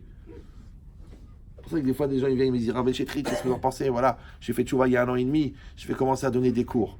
Je dis, tu veux faire vraiment? Il me dit, oui. Je dis, alors, ne le fais pas. Va t'asseoir encore 8, 9 ou 10 ans, 15 ans si tu es très bon. Et après, on parle un peu d'enseigner. Pourquoi? Parce qu'on n'enseigne pas ce qu'on a, on enseigne ce qu'on est. Et ça m'étonnerait qu'en 1 an et demi, tu es devenu apte à transmettre. Alors va étudier, va te casser les dents, va. Il dit oui, mais je sens que j'ai la capacité. Bon, je sais pas, alors fais de la formation continue, deviens vendeur, si tu veux faire de la démonstration ou de l'animation. Mais si tu veux faire de la Torah, il faut d'abord que toi, tu en crèves là-bas, au collège pendant 15 ans, et après tu viens et tu enseignes. Et c'est normal, c'est logique. Comme si un mec, il a fait un stage de secourisme, il veut faire une opération à cœur ouvert. Je dis, bah,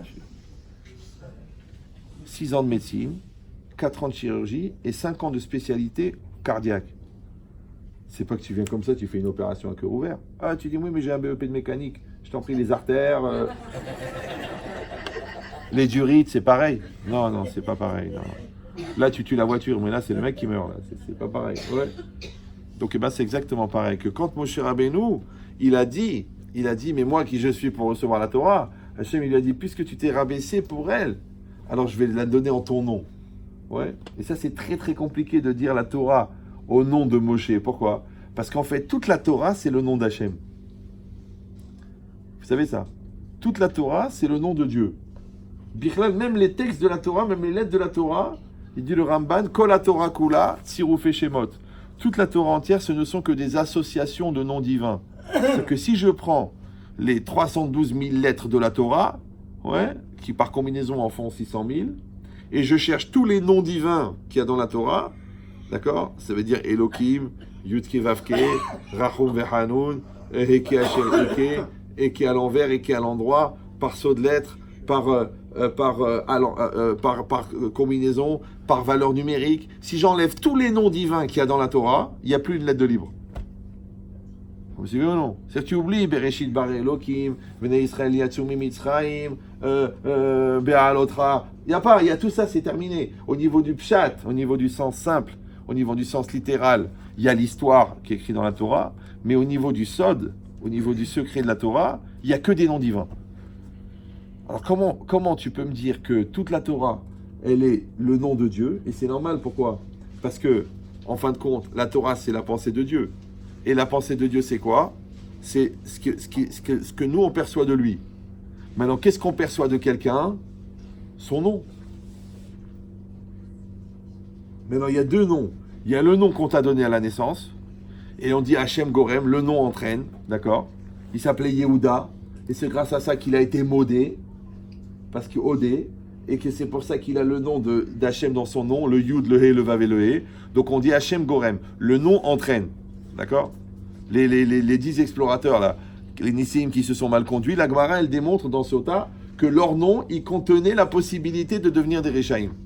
Ah, tu dis ils sont condamnés? Non, c'est un potentiel. Ça va? Donc le nom, en même temps, il entraîne. Mais d'un autre côté, le nom, c'est aussi le nom qu'on t'a donné, mais c'est aussi la réputation de quelqu'un. Ça s'appelle le nom, le renom. Maintenant, c'est quoi la réputation? La réputation, c'est l'image créée par l'ensemble des actes perçus chez l'autre. Vous suivez ou non? Quelqu'un qui a une bonne réputation, c'est qu'il a des bonnes actions. Maintenant, c'est très rare que quelqu'un, il n'arrête pas de mentir et il a une réputation d'homme honnête. C'est rare. Ouais. C'est rare que le gars, il n'arrête pas de pourrir sa vie et qu'il a une réputation de kadosh. Ben non. Pourquoi? Parce que, encore une fois, le renom, la réputation, c'est l'image formée par la perception des actes de l'autre. Ça va? Maintenant, quand vous appliquez ça à Dieu, ça veut dire que le nom de Dieu, c'est ce que Dieu nous a donné de percevoir de lui. Donc, quand tu vois que la vie, elle est dure et que la nature est rigoureuse, tu vois Elohim. Et Elohim, c'est la rigueur. Et Elohim, c'est la même valeur numérique que Ateva. Et Ateva, c'est la nature. Donc, c'est pas que la nature est rigoureuse. C'est que Elohim, c'est la rigueur, et que l'expression de la rigueur, c'est Elohim. Maintenant, Yud Kevavke, c'est la miséricorde. La miséricorde, c'est quoi? C'est que malgré les circonstances, tu donnes quand même à la personne le droit d'exister. Comment ça s'appelle ça? C'est le droit d'être. Le droit d'être en hébreu, c'est Me'ave. Hachem, il est Me'ave. Ça s'écrit avec un Yud, ça s'écrit Yud, He, Vav, E. Donc, Yud Kevavke, c'est celui qui laisse l'autre exister. Donc, ça s'appelle la miséricorde. Donc, quand tu vois que la vie, elle est cool avec toi, alors que tu ne mérites pas, en fait, c'est Yud Kevavke. Quand tu vois que Dieu est miséricordieux, alors que tu n'es pas à la hauteur, c'est Rahum Vehanoun. Quand tu vois que Dieu, il se perpétue dans sa réalité et dans sa samhout, ça s'appelle Eke Asher Eke, je serai celui que je serai. C'est-à-dire que toutes les facettes de la vie, elles apparaissent à travers les noms de Dieu. Donc, ça veut dire que la vie n'est que la projection réalisée du nom de Dieu. Ça va? Donc, puisque la Torah, ça n'est que des noms de Dieu, donc, la réalisation des noms de Dieu à travers la réalité, c'est encore le nom de Dieu. Parce qu'on a dit que la réalité, c'est le nom de Dieu. Et la Torah, c'est le nom de Dieu. Et le monde, c'est la réalisation de la Torah. Parce que Dieu a regardé dans la Torah pour créer le monde. Donc, la Torah réalisée, c'est le monde. Mais comme la Torah, c'est que des noms de Dieu, donc le nom de Dieu réalisé, c'est la Torah. Donc le monde, par transitivité, c'est Dieu. Voilà. Tu as tout compris. Alors tu peux me dire comment maintenant la Torah, elle s'appelle au nom de Moshe?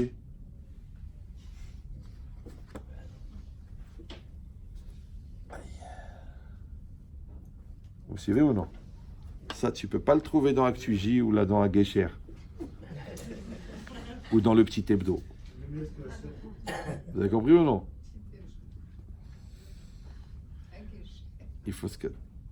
Agesher ou Ma'akesher? Vous avez compris ou non? Pour ça, il faut beaucoup étudier. Alors, quelqu'un qui a bien étudié, il va vous rendre ça accessible. Mais si peut-être je vais dire ça dans une yeshiva, il va pas comprendre, le gars. Il va me dire, attends, c'est compliqué ton histoire. Je dis, non, Nathania, ils ont compris du premier coup.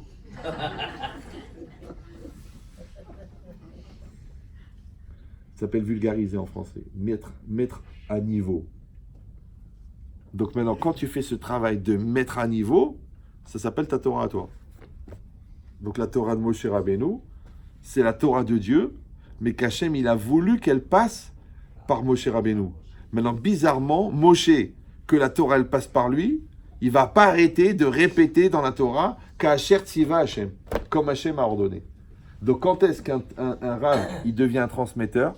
Quand malgré que c'est lui qui transmet, il se met quand même derrière Dieu. Mais s'il se met en avant, Moi président, moi président, moi président. On a vu comment ça s'est terminé. On va pas en faire un fromage, mais... Parce que finalement, c'était un fromage. De Hollande. Oui. Ça peut être que lui. C'est sûr. Donc vous avez compris maintenant que quand nous, on va réfléchir, qu'on arrive à Shavuot, et que nous, on veut recevoir la Torah, et on voit la profondeur de la Torah, et on voit la puissance de la Torah. On dit, mais qu'est-ce qu'on a à voir avec cette Torah-là, nous? Ouais, on va faire l'ambiance, on va manger un produit lacté, et on va faire la veillée, et on va faire le tikkun. Mais qu'est-ce qu'on a à voir avec la Torah? Alors, il faut savoir une chose, c'est que, vous savez, le courant électrique, il passe par le cuivre. Mais le courant électrique, il passe aussi par l'acier. Le courant électrique, il passe aussi par l'eau. Oui, vous mettez une prise dans l'eau. Et de l'autre côté, il y a un gars qui a les pieds dans l'eau, il reçoit le courant. Lui qui se plaignait de ne pas être au courant, maintenant, il est même branché. Ouais. Maintenant, même le bois, en vérité, même le bois, ça transmet le courant. Mais il y a beaucoup de déperditions. Même le corps, ça passe. Vous savez que si vous mettez les doigts dans la prise et vous lui mettez la main dans la bouche de quelqu'un, Les deux, vous êtes. il est au courant. C'est-à-dire que tout est conducteur de courant. Eh ben, restez calme. Non, je sais que ça vous donne des idées, mais c'est pas à elle qu'il faut penser, d'accord? Donc c'est quoi? C'est honteux, d'accord? Maintenant, c'est quoi l'idée?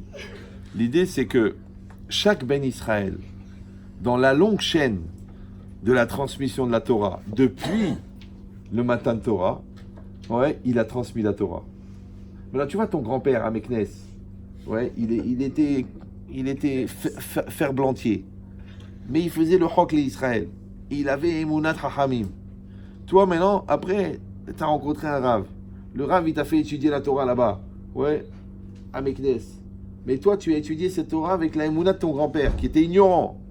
Et toi, maintenant, ton fils, il est parti à Getzed, avec la Emunat de son père, qu'il a pris la Emunat de son grand-père, qui était ignorant. Il est devenu Dayan, à Bnei Brak, avec la Emunat de son grand-père, qui était ferblantier à Meknes. Vous suivez ou non? Ça veut dire que tout est conducteur. Alors, des fois, c'est un vrai câble en cuivre de haute qualité. Des fois, vous savez que l'or est un meilleur conducteur, mais on ne peut pas câbler en or. Ouais, voilà. Mais l'or conduit mieux que le cuivre. D'accord? Maintenant, des fois, c'est juste de l'eau, mais elle est conductrice. Des fois, c'est un bout de bois. Tu dis, c'est pas possible que ce gars-là, il connaissait rien, et voilà, ses enfants, c'est des chachamim. Il dit, ouais, mais c'est vrai, mais il a beaucoup aidé la Torah, celui-là. Beaucoup, beaucoup, beaucoup, beaucoup. Il a toute sa vie, il a donné pour l'étude de la Torah. Pourtant, lui-même, à peine s'il faisait kippour. Mais il a donné, ils ont calculé à peu près 121 millions d'euros dans sa vie. Et quand tu lui disais, tu n'es pas Shomer Shabbat, il a dit, j'ai un grand Yetzara. Aval, Torah, c'est Torah. Et voilà, ses petits-enfants, ils sont Dayanim. C'est bizarre, non? Et le contraire aussi, l'autre aussi, il était ignorant. Mais seulement, il avait une émoudat Chachamim extraordinaire. Et celle-là, sa grand-mère, elle prenait son foulard pour laver la synagogue.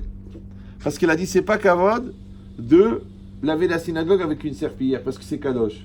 Alors elle prenait son foulard, qui est le plus important pour elle, parce qu'elle était très pauvre.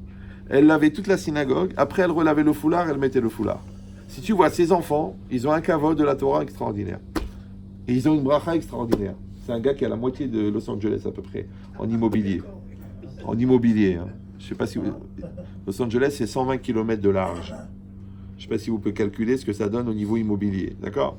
Et la moitié de Los Angeles, elle appartient à une femme que sa grand-mère, en Irak, elle lavait la synagogue avec son foulard. Et les gars, ils sont arrivés, ils mangeaient des cailloux. Ils avaient rien. Et maintenant, ils achètent des immeubles comme toi, tu penses à Cyril. D'accord? Donc si vous comprenez ça, vous comprenez une chose extraordinaire. C'est que on va tous être des transmetteurs de la Torah. Maintenant, il y a des gens qui vont comprendre qu'il faut plus s'asseoir. Il y en a des gens qui vont soutenir financièrement. Il y en a des gens qui vont dire, écoute, le rabbin il a dit, le rabbin il a dit. C'est comme ça. Mais ils ne comprennent rien. Mais le rabbin il a dit.